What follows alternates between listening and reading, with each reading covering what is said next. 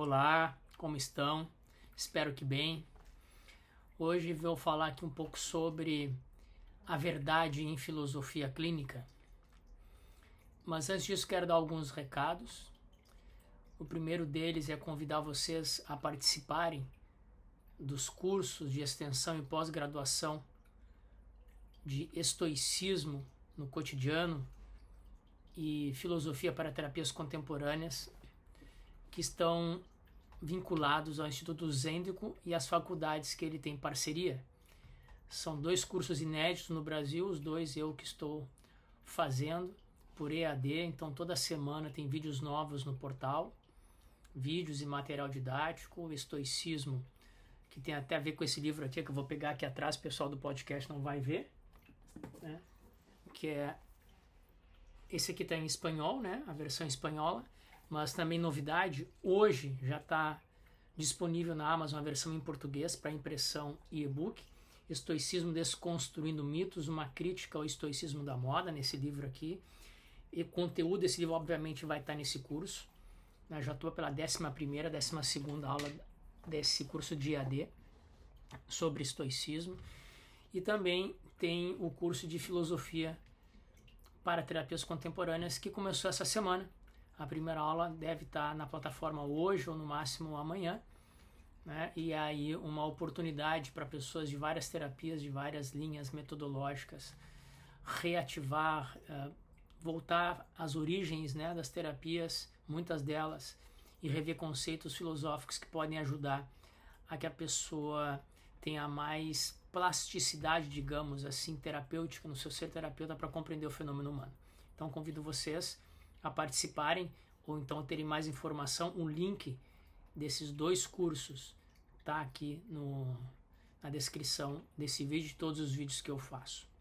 Também convido vocês a entrarem no grupo de WhatsApp do Fernando Fontoura, terapeuta, que até ontem era um grupo, eu fiz merda no WhatsApp e aí acabei apagando o grupo, perdi acesso ao grupo na verdade, então já criei outro, já tem um outro grupo aí funcionando, que é um grupo só para divulgação das coisas de filosofia e filosofia clínica, né? Não é um grupo de bate-papo, mas as pessoas entram ali, se vinculam por vontade própria e sempre também esse link, né, para entrar nesse grupo tá nos comentários dos vídeos. Convido também vocês a partir de hoje na Amazon vai estar também no comentário os links para ver o livro aqui, né, do estoicismo em português, para e-book e para capa impressão, né, para uma capa não dura, uma outra capa assim, tipo de caderno, mas já está para impressão e já está disponível na amazon.com.br e amazon.com, tá? E também já podem procurar ali na Amazon também o meu último lançamento em filosofia clínica, que é esse livro aqui que eu estou mostrando na capa, o pessoal do podcast não vai ver, que é a Singularidade em Filosofia Clínica, a Revolução das Terapias, né, onde eu falo aqui sobre a questão da estrutura de pensamento, estruturalismo, como uma inspiração terapêutica para a filosofia clínica. Então tá feito aí os convites dos cursos, dos livros, e logo vai sair um site novo, muito mais enxuto, muito mais direcionado, né, com as coisas muito mais bem organizadas, e daí eu também coloco ali essa informação, divulgo aqui, coloco a informação nos comentários dos vídeos. Convido vocês também a se inscreverem no canal, a se inscreverem no sininho, colocar todos, dar like, curtir, comentar, né, que o canal é feito para vocês, para que vocês possam aí conhecerem, ampliarem o conhecimento, ou que estão começando a querer saber sobre filosofia clínica, algumas coisas de filosofia, e que vocês possam também entrar em contato, pedir sugestões e tudo mais através dos comentários do vídeo. Que mais? Eu acho que é isso, né? Então esse é o inicial. Então agora vamos ao assunto desse vídeo, a verdade em filosofia clínica. Eu vou ler aqui para vocês, vamos começar com os 2 verbetes, de forma muito resumida, né? Mas é um verbete, não é uma descrição mais abrangente desses 2 termos que eu vou falar, né? mas está na revista Casa Filosofia Clínica, na edição especial de outono de 2024. Vocês podem acessar o blog da Casa Filosofia Clínica, a revista lá gratuita para todos, né? Só baixarem todas as edições e essa aí também. Eu vou ler aqui para vocês então o que está no verbete da revista Casa Filosofia Clínica, na edição especial de outono de 2024. Verdade em Filosofia Clínica. Bom, temos 2 tópicos, podemos dizer, um deles é submodo, que tratam dessa questão da verdade em Filosofia Clínica. O primeiro tópico é o prejuízo. Eu vou ler aqui o que está no verbete. Prejuízos é o tópico 5 da estrutura de pensamento, AIP.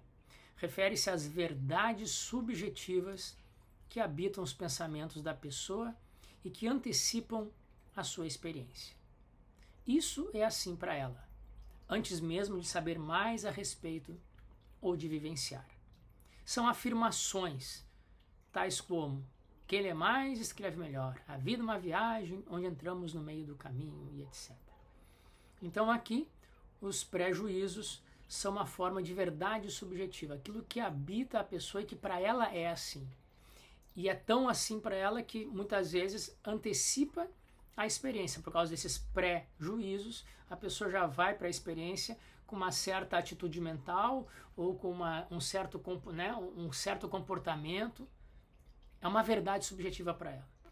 Pode ser que essa verdade subjetiva tenha se instaurado na sua EP de diversas formas, por diversos fatores, por questão cultural, por questão da família, por agendamentos e influências de pessoas próximas ou de pessoas que essa pessoa leu, de religião, bom, não sei, né?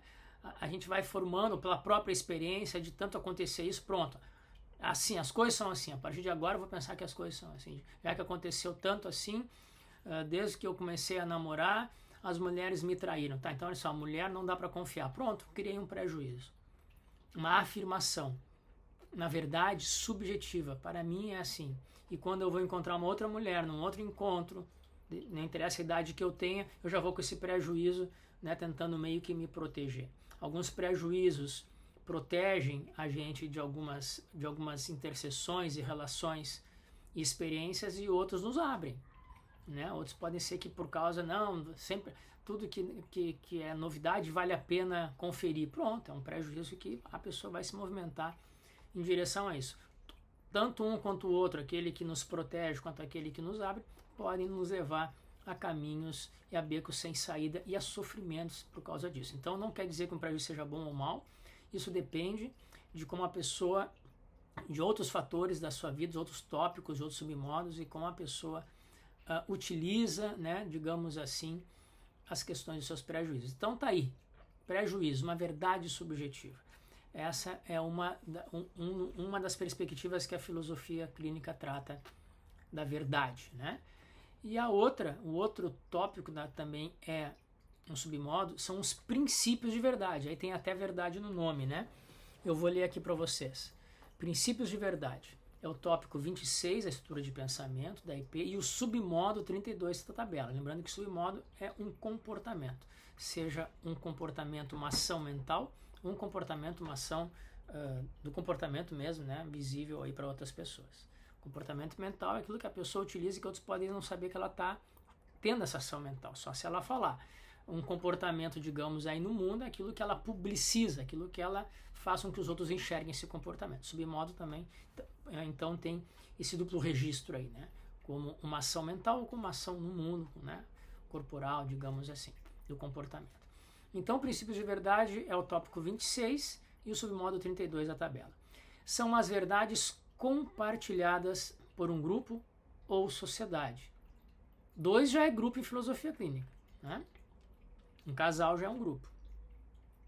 Regras, práticas, rotinas, ideias, buscas comuns dentro de clubes, associações, famílias, clãs, grupos, etc.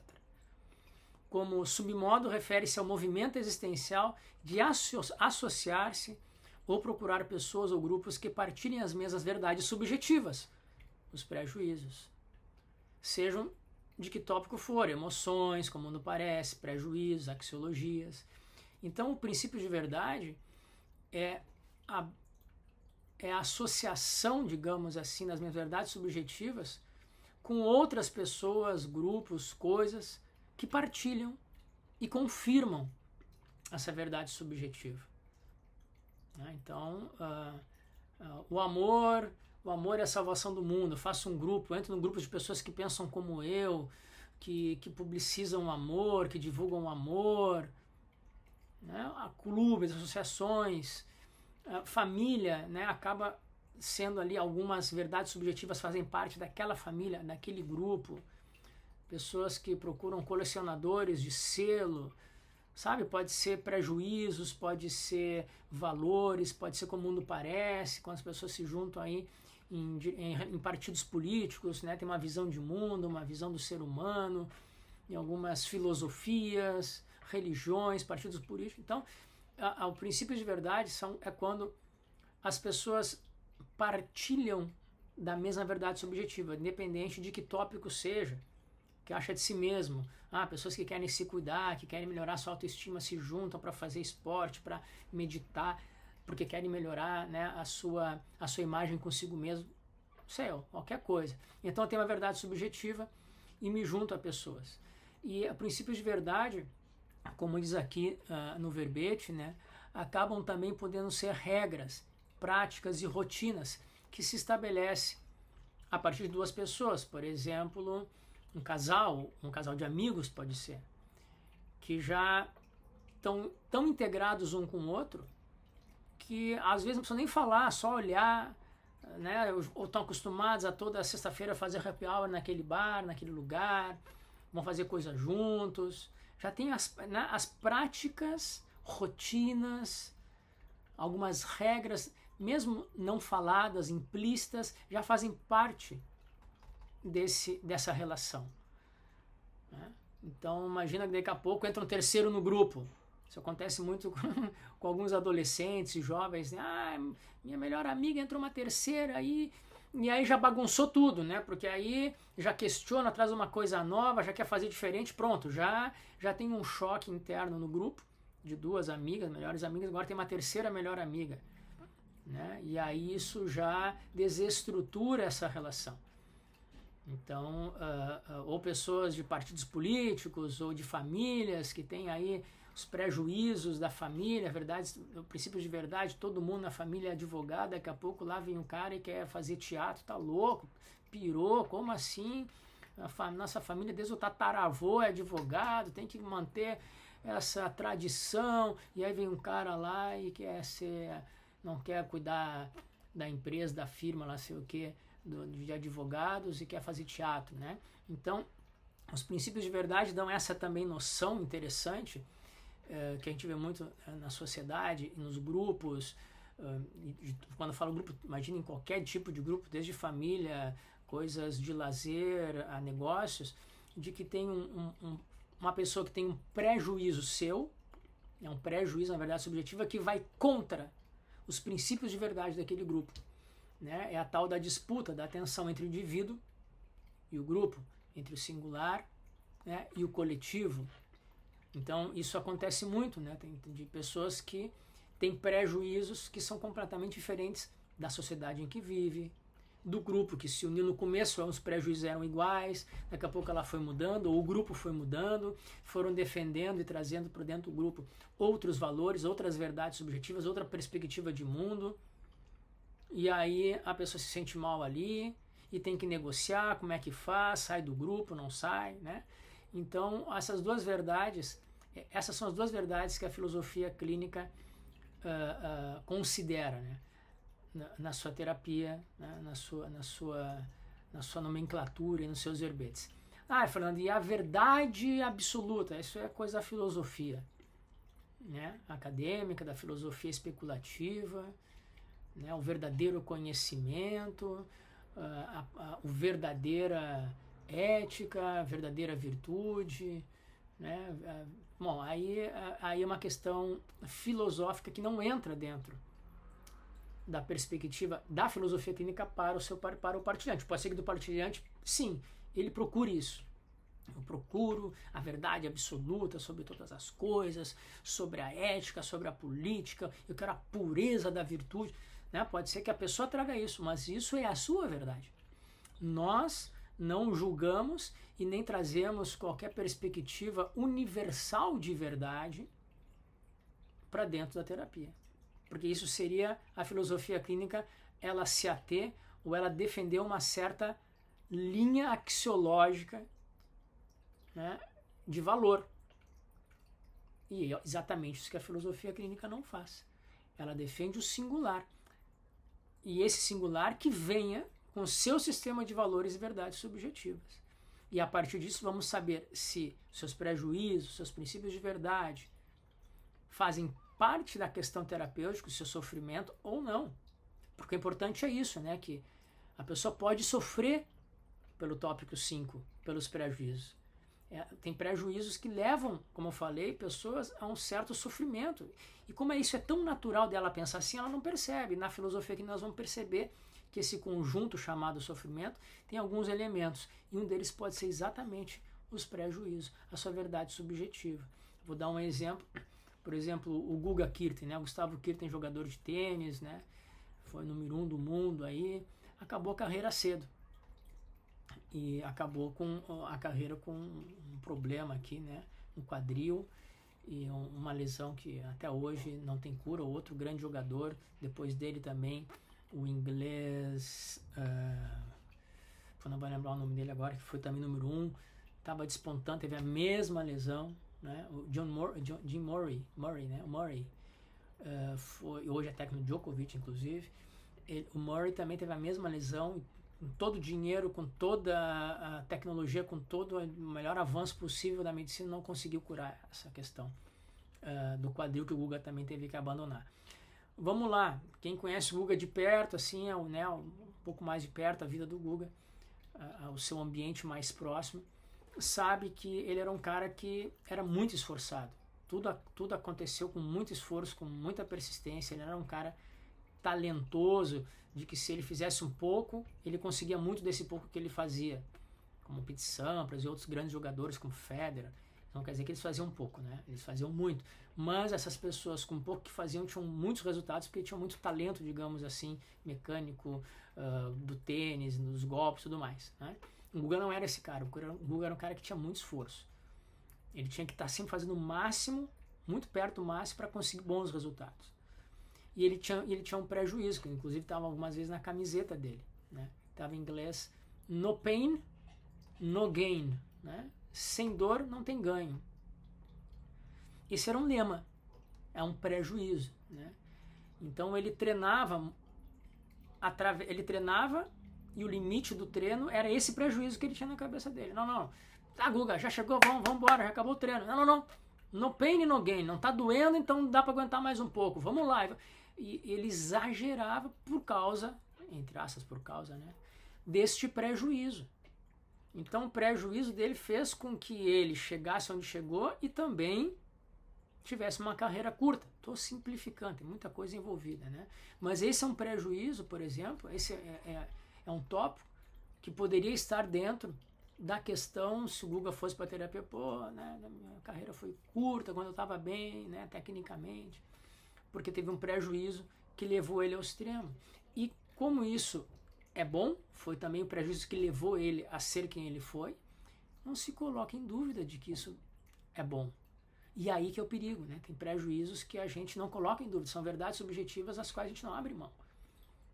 E exatamente por isso que elas podem virar uns pontos cegos aí na nossa estrutura de pensamento e nos levar para lugares não positivos. E só vamos perceber quando estivermos lá. E nem vamos conjecturar que foi por causa de uma coisa tão boa que eu cheguei aqui.